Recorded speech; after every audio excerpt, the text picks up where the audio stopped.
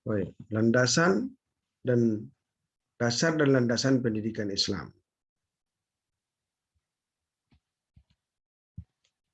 Jadi yang disebut dengan dasar adalah landasan. Disebut juga landasan. Ada yang membedakan antara dasar dengan landasan, ada yang menyamakan saja. Tapi dia berfungsi memberikan arah kepada tujuan yang akan dicapai sekaligus sebagai landasan untuk berdirinya sesuatu. Jadi kalau kita mau mengembangkan pendidikan Islam, itu mesti punya dasar, sehingga dia tidak lari dari dasar itu, sehingga dia tidak melenceng dari ajaran Islam itu sendiri. Makanya bicara dasar pendidikan tentu tidak terlepas dari dasar Islam itu sendiri. Ya kan? Jadi disebutkan di sini dasar ideal itu ya Al-Quran hadis. Karena semua kehidupan umat Islam ini harus bersumber kepada Al-Quran dan hadis. Ya. Semuanya harus bersumber kepada Al-Quran dan hadis. Tidak boleh bertentangan dengan Al-Quran dan hadis. Ya. Misalnya dalam Al-Quran dijelaskan Iqra' bismi rabbikal ladzi khalaq. Itu ayat pertama. Bacalah dengan menyebut nama Tuhanmu yang menciptakan. Kalau kita bawa ke dunia pendidikan, berarti ini menjelaskan kepada kita harus mengembangkan ilmu pengetahuan, mengembangkan berbagai macam sistem pendidikan, ya, mengembangkan pendidikan itu dilandasi dengan nama Tuhan. Jadi tidak boleh kita mengembangkan pendidikan itu justru jauh dari Tuhan. Tetapi dalam rangka kita mendekat kepada Allah, mencari ridha Allah. Kemudian didasari hanya karena Allah. Makanya bismi rabbik, dengan menyebut nama Tuhan, dengan nama Tuhanmu yang menciptakanmu. Jadi dilihat di situ, pendidikan itu harus berbasis tauhid, gitu kan? Itu salah satu contoh. Lain lagi nanti yang bagaimana Luqman mendidik anaknya, banyak ya. Dalam Quran itu kan sangat banyak nilai-nilai pendidikan. Sangat banyak pesan-pesan pendidikan. Begitu juga sunnah Nabi, itu juga dasar ideal. Jadi kalau kita juga membuat bagaimana mendidik anak, bagaimana mengkonseling klien, itu juga harus merujuk berdasarkan kepada Quran dan sunnah. Tadi juga Anda bertanya tadi, kenapa hadis dijadikan sebagai dasar ya? Ya karena di hadis itu juga berfungsi sebagai dia kalau Al-Quran itu sebagai sumber utama ya, ada kalanya hadis itu menjelaskan lebih detail dari apa yang diajarkan, diperintahkan dalam Al-Quran, atau dia memperkuat apa yang ada dalam Al-Quran, gitu kan. Sholat misalnya, Al-Quran kan cuma memerintahkan sholat, tapi bagaimana cara sholat itu, berapa rakaat, apa saja yang dibaca dalam sholat, itu kan tidak ada dalam Quran. Maka di sini dia menjadi penjelas hadis itu. Ketika tidak ditemukan hal-hal yang detail dalam Al-Quran, maka hadis akan tampak di sana memperjelas dari Al-Quran itu. Bagaimana mendidik anak ketika lahir gitu? Kan tidak ada dalam Al-Quran. Tapi Nabi mencontohkan dalam hadis kan. Begitu anakmu lahir maka azankanlah. Maka azan ini adalah pendidikan tauhid. Dalam Quran kan cuma disebut dirikan sholat dan perintahkan wa'mur, perintahkanlah, ajaklah keluargamu untuk sholat. Ya kan, wa'mur ahlaka bis shalah. Ajak keluargamu untuk melaksanakan sholat. Kapan diajak? Sejak kapan diajak itu? Sejak kapan dididik anak itu sholat? Kan tidak ada dalam Quran. Di hadis dijelaskan. Muru auladakum bis shalah bisabi sinin, bisabi sinin. Wa iza balagha asara sinin fadribuhu 'alaiha. Kau didiklah anakmu itu sholat ketika dia sudah berusia 7 tahun. Kalau sampai 10 tahun tak mau juga sholat, maka pukullah dia. Itu kan di hadis itu. Jadi sangat penting. Atau di Quran ada, di hadis juga ada. Berarti dia ya sama-sama gitu kan. Jadi kedua-duanya mesti diperkuat. Ini menjadi dasar pokok. Ini yang paling penting. Tetapi kan tidak semuanya pula ada secara detail dalam Al-Quran dan Sunnah itu. Makanya kata Nabi kepada Buas bin Jabal, kalau engkau dapat dalam persoalan, ada masalah yang kau temukan di lapangan, gimana engkau menyelesaikannya? Aku akan merujuk kepada Quran, kata Buas. Kalau tidak ada kau temukan dalam Quran, dalam hadis. Kalau enggak ada, dengan berijtihad. Itu tadi yang kamu pertanyakan tadi. Ijtihad itu tentu dengan pemikiran yang rasional, yang sungguh-sungguh, pemikiran yang masuk akal, pemikiran yang ya dengan berbagai macam pertimbangan secara mendalam sehingga akhirnya ditemukan jawaban terhadap persoalan yang dihadapi. Tetapi tidak boleh bertentangan dengan Quran Sunnah terkait apa yang kita gagas itu, apa yang kita pikirkan. Biasanya ijtihad lebih banyak nomenklaturnya itu dalam kajian fikih ya. Tapi dalam pendidikan pun ya mana itu juga bisa kita pakai ya. Tapi dalam konteks bukan fikihnya tapi dalam pendidikannya. Nah, makanya disebut dengan tambahan perkataan sahabat, kemaslahatan masyarakat, nilai kebiasaan masyarakat atau uruf dan pemikiran-pemikiran Islam. Ini adalah dasar-dasar kita juga untuk mengembangkan pendidikan. Jadi kalau Anda bicara pendidikan remaja misalnya, bagaimana mendidik remaja? Tengok dalam Quran, bagaimana Nabi Ibrahim mendidik Ismail, bagaimana Luqman mendidik anaknya. Supaya jangan syirik, supaya mendirikan sholat, ya, taat kepada orang tua. Tapi bagaimana detailnya kan tidak disebutkan secara detail. Itulah tadi kita melihat dalam sunnah Nabi. Kita lihat bagaimana Nabi Muhammad mendidik anak sejak sebelum lahir malah, ya. Sebelum punya anak malah, supaya orang tua itu memilih, calon pengantin itu memilih pasangannya karena agamanya gitu. Ada hadisnya kan. Kemudian terjadi pernikahan, di pernikahan itu juga punya cara. Ya, mohon maaf ketika berhubungan suami istri maka harus menyebut nama Allah, ada doanya. Nanti ketika anak itu lahir dari mereka maka anak itu tidak akan diganggu oleh setan. Ini kan juga pendidikan. Itu ada dalam hadis.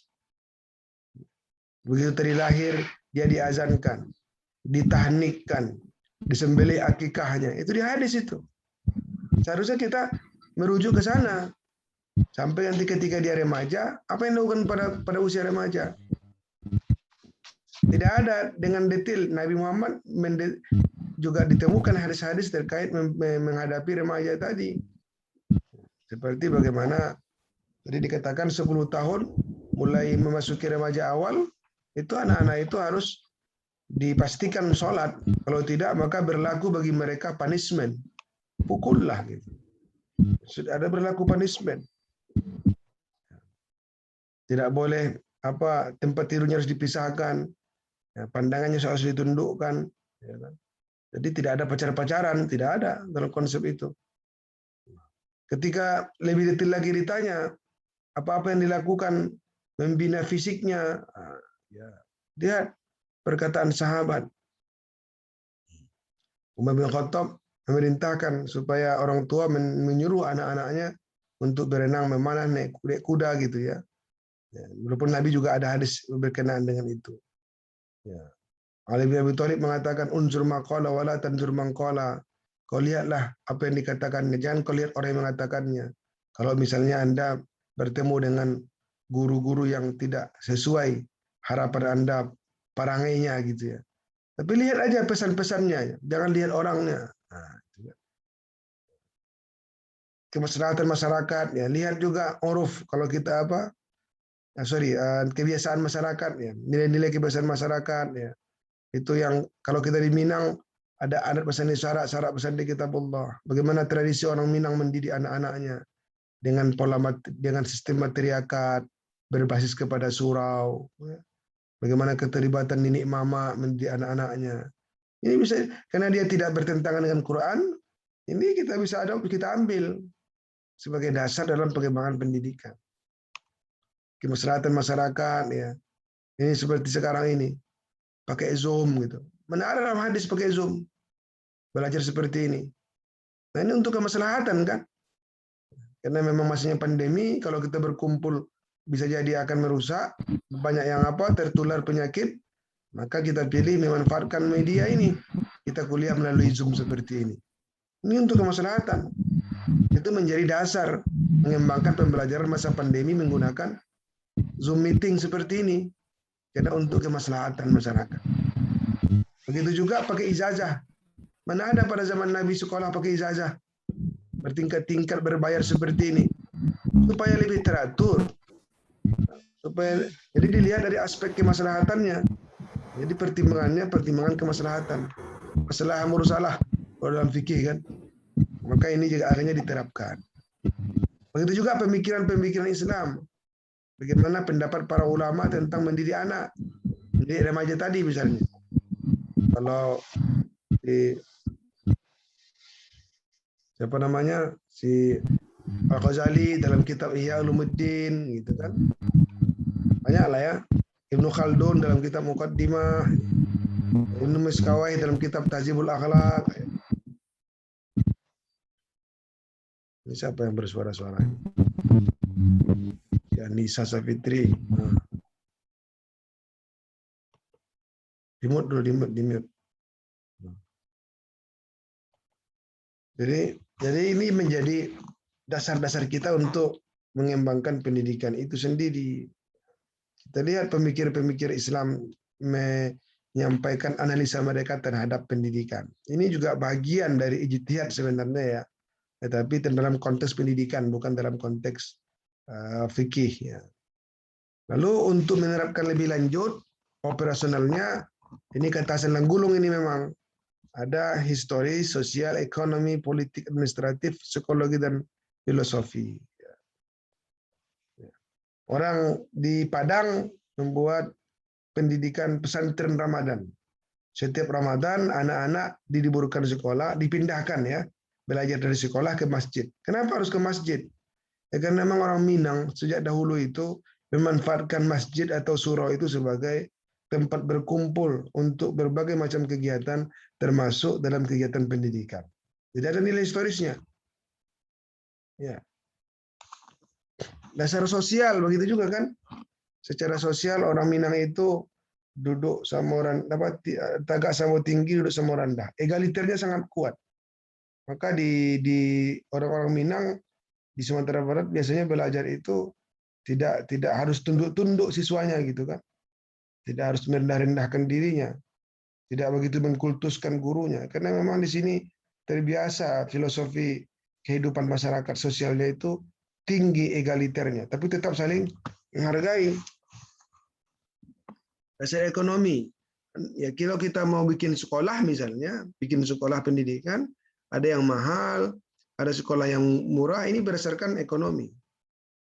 Perhatikan, ada anak miskin, bagaimana memberi kesempatan kepada mereka? Oh, berarti butuh apa yang disebut dengan subsidi silang.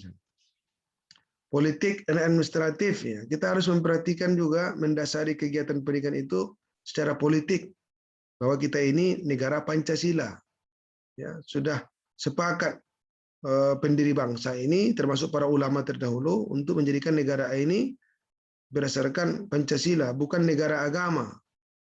Dan maka kita terapkan pendidikan kita juga harus tunduk kepada sistem pendidikan nasional. Pakai ijazah, harus belajar bahasa Indonesia, harus belajar PKN. Ini politik pendidikan. Jadi menjadi dasar. Kenapa sih madrasah suka harus mengajarkan Pancasila, bahasa Indonesia, bahasa Inggris? Ya ini dasar politik. Dan dia kan tidak bertentangan dengan Islam. Dengan Quran hadis. Enggak apa-apa. Dasar psikologi, Anda harus perhatikan. Ini yang dihadapi ini siswa SD, SMP, atau SMA. Dasar filosofis, ini yang tadi filsafat hidup. Filsafat hidup. Kalau orang Minang, filsafat hidupnya adat bersandi syarak, syarak bersandi kitab Allah. Maka kita pendidikan di Minang, di Sumatera Barat, biasanya ya tetap mengakomodir budaya-budaya lokal. Selagi tidak bertentangan dengan Quran dan Sunnah. Adat itu harus bersandi syarak. Syarak itu harus bersandi kitab Allah. Jadi tak boleh bertentangan dengan syarak. Dan syarak tidak mungkin bertentangan dengan Al-Quran. Itu filsafat orang Minang. Nanti mungkin masih banyak lagi filsafat lainnya. Tadi Anda menyebut empirisme. John Locke ya, bukan John Locke. John Locke. Empirisme itu mengatakan bahwa perilaku manusia itu ditentukan oleh lingkungan sekitarnya. Manusia lahir seperti tabula rasa, teori tabula rasa, seperti kertas kosong. Maka tergantung orang-orang sekitarnya akan melukis kertas itu. Dalam Islam tidak sepenuhnya benar itu. Tidak betul. Tapi bahwa lingkungan berpengaruh, iya. kullu mauludin yuladu alal fitrah. Setiap anak lahir dalam keadaan fitrah, fa abawahu. Orang tuanya bisa merubah fitrah itu, merubah dirinya, melenceng dari fitrahnya itu menjadi seorang Yahudi, Nasrani atau Majusi. Nah, jadi di situ seperti empirisme tabula rasa ya, tapi perbedaannya kalau tabula rasa itu manusia lahir seperti kertas kosong, tapi dalam Islam manusia lahir dalam keadaan fitrah. Fitrah itu bukan kosong, fitrah itu bersifat hanif, condong kepada kebenaran. Fitrah itu bertuhan, manusia lahir itu sudah bertuhan dan dia punya potensi untuk beriman. Karena dulu dalam masa sebelum kelahiran ke dunia, Allah bertanya, alastu birabbikum, bukankah kami Tuhanmu? Bukankah aku ini Tuhanmu? Maka setiap jiwa kita menjawab, bala syahidina, benar engkau adalah Tuhan kami. Jadi itu adalah konsep dalam Islam, tidak sama sepenuhnya dengan konsep filsafat Barat, pendidikan Barat begitu. Oke ya, saya kira itu. Jadi seperti ini petanya ya. Ini yang paling utama Quran hadis. Lalu tambahannya dengan ijtihad tadi, ya dengan perkataan sahabat, masalah mursalah, uruf gitu. Tapi dasar operasionalnya itu tadi ada yang 6 tadi, histori, sosial, ekonomi, politik, psikologi dan filosofi. Adapun jadi seperti inilah kira-kira ya. Jadi kalau ibarat rumah yang namanya landasan utama itu ya Quran hadis. Quran hadis. Dia akan mencengkram ke bawah sampai merangkum ke semuanya itu harus berdasarkan Quran hadis. Lalu ada ijtihad. Ijtihad tadi itu di sana ada qaul sahabat, ada ijma, ada qiyas, ada masalah musalah, ada uruf kalau dalam istilah fikih. Jadi itu juga bisa dibawa ke pendidikan, di dunia pendidikan. Nah, tapi semua itu dipayungi juga oleh dasar-dasar yang lain yang bersifat operasional, histori, sosial, ekonomi, politik, psikologi dan filosofi. Semuanya itu dibungkus tak terlepas dari konsep landasan utama tadi, landasan 3 hal yang paling penting lagi. Ada teologis, ada antropososiologis, ada kosmologis. Apa pula itu? Teologis itu tauhid. Teo, Tuhan. Semua ini harus karena Allah Ta'ala. Tadi juga ada diskusi, tadi disebutkan ubudiyah. Ubudiyah itu bukan berarti dia beribadah dalam artian sholat, zikir. Tapi ubudiyah itu bernilai ibadah. Semuanya ibadah. Zoom ini juga sekarang kita kuliah ini ibadah ini. Termasuk ibadah am kan? Ibadah umum. Jadi makan kita itu ibadah kalau kita baca doa. Ke WC aja ibadah kalau Anda baca doa. Jadi semua aktivitas pendidikan itu jadi ibadah kalau dia dilandasi dengan teologi. Termasuk juga dalam kita mengembangkan pendidikan itu karena Allah dan juga akan kita berharapkan mendekatkan diri kita kepada Allah. Antropososiologis itu harus memperhatikan manusia, sesama manusia, kebudayaan manusia. Jadi tidak boleh kita kembangkan pendidikan, tapi justru dia tak pandai bergaul, tak peduli pada orang, rajin sholat, tapi tak mau bersedekah, tak mau berinfak, itu keliru. Jadi pendidikan itu harus menghasilkan manusia yang beriman, teologis, manusia yang juga antroposentris tadi, manusia yang senantiasa baik kepada sesamanya. Kemudian kosmologis, alam semesta. Tidak hanya kepada orang saja, kepada benda-benda mati pun, kepada tumbuh-tumbuhan, kepada alam ini juga kita harus berdampak. Jangan mengeksploitasi alam, jangan merusak alam. La tufsidu fil ardi ba'da islahiha. Jadi dasar-dasar ini tetap juga dikunci oleh 3 landasan utama, teologis, antropososiologis, dan kosmologis. Saya kira itu ya untuk materi kita hari ini, karena juga waktunya sudah habis ini, tinggal 2 menit lagi. Ya, Anda sudah masuk ke mata kuliah berikutnya. Demikian ya, pertanyaan saudara tadi sudah saya tanggapi. Saya kira dalam diskusi tadi, kita akhiri dengan hamdalah. Alhamdulillahirabbil alamin.